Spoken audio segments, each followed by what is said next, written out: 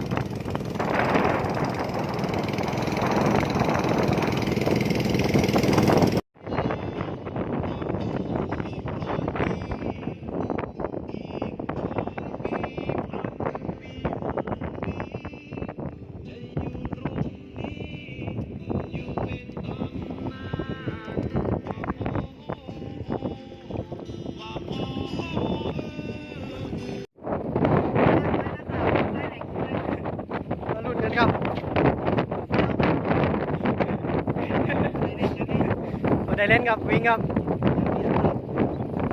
เสียงเอฟเมื่อไหร่คนมาครับเพื่อน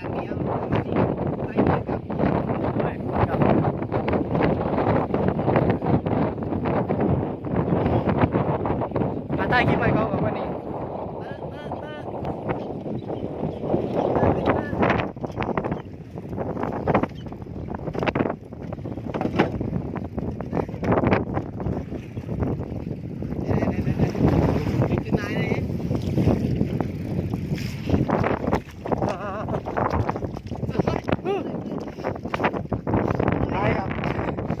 ครับมือหนึ่งท้ายมือหนึ่งเตอครับมันจะเป็นน้องเตอร์กับเป็นเหล็ก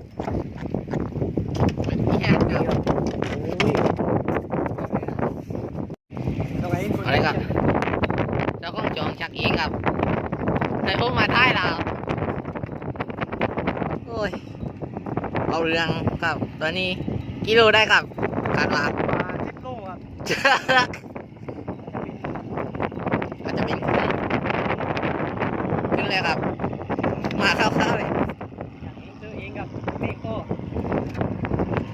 เตอร์เองจังวะใหญ่รุดลาประมาณนี้อย่างขึ้นก็ได้กับตัวเล็กโอ้ยดูนะครับเอาครับเจ้าของจองชักเอง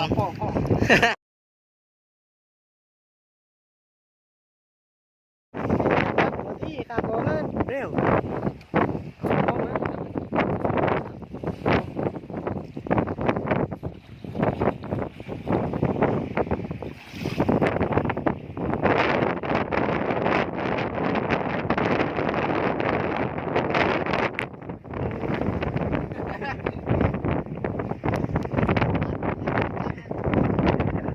ป้าไปเล็บร้านไหนเรื่องมันได้ไม่ทันเต็มครับเต็มโอ้เนอะอะไร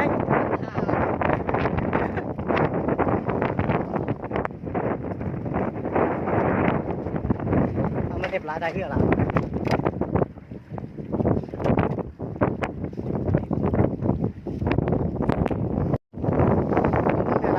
เร็ว แล้วครับตัวเด็ดสามเลยครับตัวเด็ดสามครับ เอาเรื่องว่า คุณได้ร่องตัว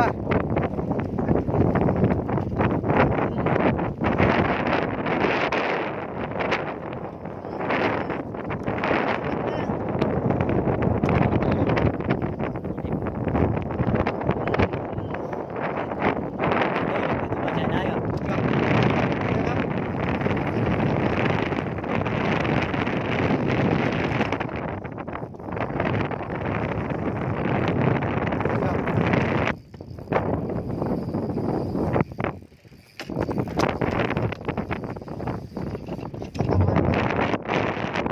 กล้องต้นน้ำครับสาระครับสาระ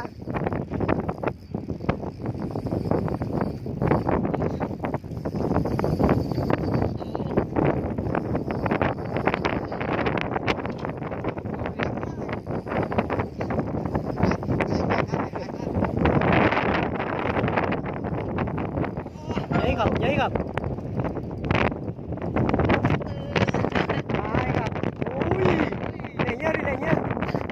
เนี่ยครับพวกต้นน้ำกับสาระครับ เอาเรื่องเจ็ดกรัม เรือครับ